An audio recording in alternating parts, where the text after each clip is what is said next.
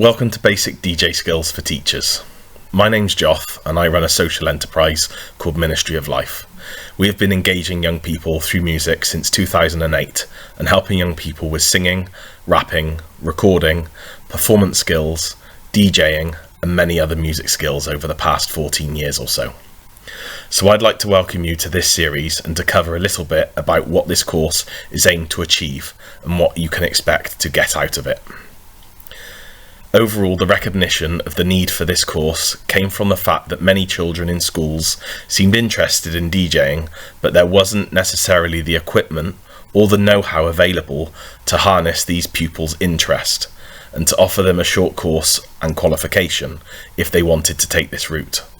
It became apparent that many teachers were quite frankly petrified by the idea of teaching children how to DJ because they weren't familiar with the topic. Instead, many teachers tended to have developed skill sets in classical instruments such as violin, piano, cello, and that's where the idea for this course came about. A short series of videos with various topics that would aim to introduce you as a teacher to the basic skills of DJing, how to get set up on a budget, so that you may be able to harness children's enthusiasm and get them through some core educational skills. So in this short series of videos, we will cover an introduction to DJing. Second, we'll look at an introduction to the DJ equipment and what kind of equipment is required and needed to get set up. Thirdly, we'll cover an introduction to the software when you're delivering through computer-based techniques, free DJing software available and where to download it from, as well as some of the more professional packages and where you can download those from. We'll also cover some of the art of DJing, such as skills in beat matching and how to make a mix, including equalizer levels, pitch, tempo and things. After that, our fifth session will cover hot queuing, effects and other more advanced features of DJing. And finally, we'll cover ideas and advice regarding how to prepare a short set. And this final video will be aimed on equipping children and young people in preparing for a qualification, perhaps for GCSE or some form of school-based accreditation. So shortly throughout the videos, I'll be introducing you to some other colleagues who will be supporting with this series. And together, hopefully, we can get through it together and get up to speed so that we can get our pupils up to speed.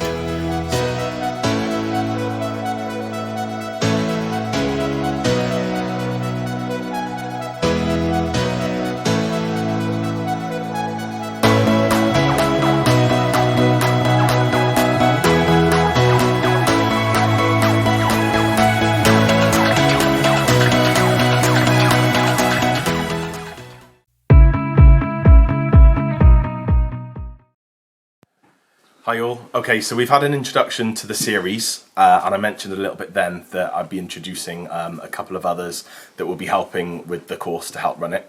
So there's myself, there's also Mike and also Tim who will be running it. So we're just going to introduce ourselves now just for a bit of a background about what we do. We all work for youth organisations delivering in education and youth work, but that crosses over with music being our primary engagement tool. So a little bit about myself. I run the organisation called Ministry of Life. We deliver mainly outreach music and engagement youth workshops.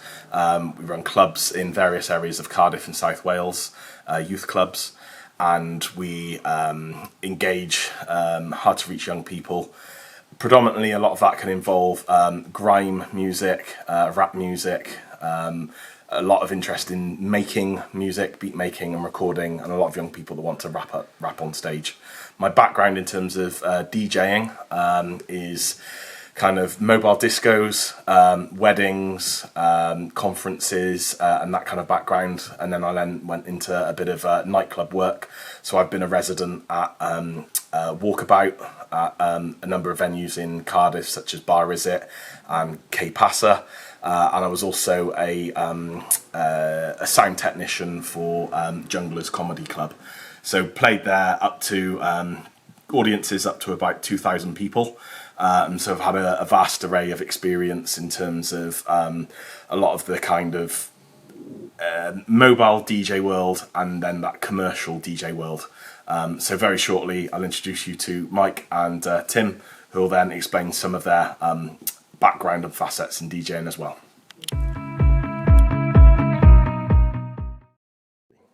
Hi guys, I'm Mike, also known as Zippy. That's my DJ name.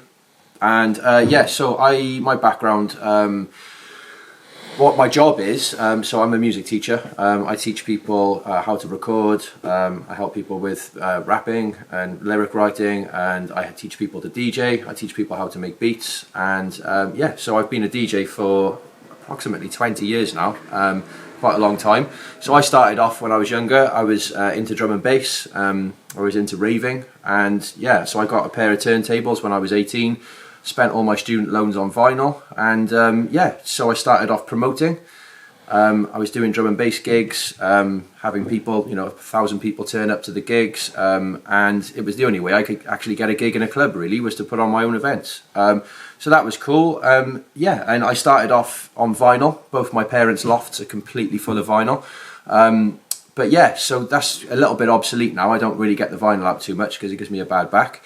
So I've moved on now pretty much to MP3 DJing using the computer. It is actually a lot easier nowadays, and it's a lot more accessible for people to get into. You pretty much only need to spend maybe 200 quid and you can get yourself a controller. So that's kind of my background and where I've come from, and what I'm doing now. And so I tend to not really play other people's music too much. I tend to play my own music, which I've made, which is cool. And I do a lot of traveling around the country, and I DJ for rappers and MCs, and I'm playing their instrumentals, and then they rap over them. So that's pretty much what I do.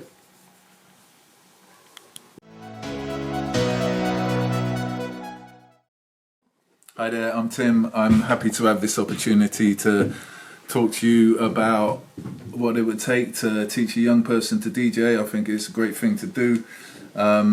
So my background, I started DJing in the early 90s, playing mostly like drum and bass and jungle, just because that's the parties that we used to go to, and the DJ was always the most important person there, and I was fascinated by it. So clubbed together with friends, saved up, bought decks, bought a mixer, and then your whole life was revolved around collecting vinyl and spending every spare penny you had on records.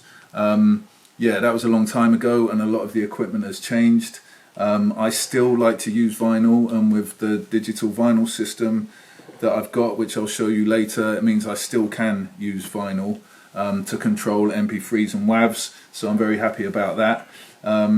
I also, hip-hop was my first love, really, and I did get to a point after I'd been DJing for maybe like 6-7 years where I got bored of just playing drum and bass and jungle, and so I started playing hip-hop, and then that also forced me to learn how to scratch, and that just made the whole experience of DJing a lot more fun, and I kind of fell back in love with it.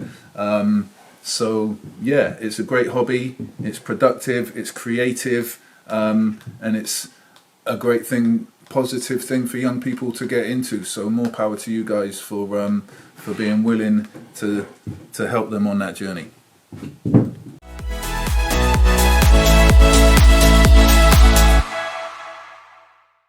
Okay, so hi. So hope you enjoyed the first introductory taster to the course and description of what's involved. And going into the second phase of this session, just want to kind of familiarise you and get you up to grips with some of the equipment that's available and used, and a real introduction to DJing. So very shortly we're going to get this set up and show you what's involved and how to get things set up.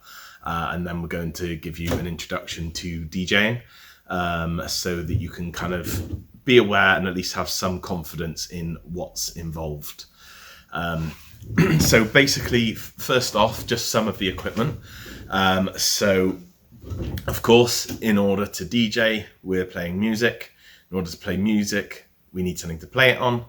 And generally speaking, we would use decks to play our music on. So this here is a CD deck, a CDJ. It's a CDJ 1000 Pioneer, which is kind of regarded as an industry standard. There's other later models that are out, and particularly what they do is they'll play CDs. They also play MP3 CDs, and there's a series of other effects that they have, but really, really good quality. And Pioneer is a really, really good quality make.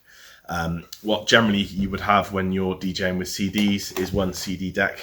You'd have a mixer here. This here is a Pioneer DJM 600. Once again, another really good make. And then you'd have another CD deck here. Just for today's demonstration purposes, we've actually got some virtual decks, some decks that you can use with a computer, just so you can be familiar with those. When I introduce Tim and Zippy later, we're actually going to come across some Pioneer virtual decks.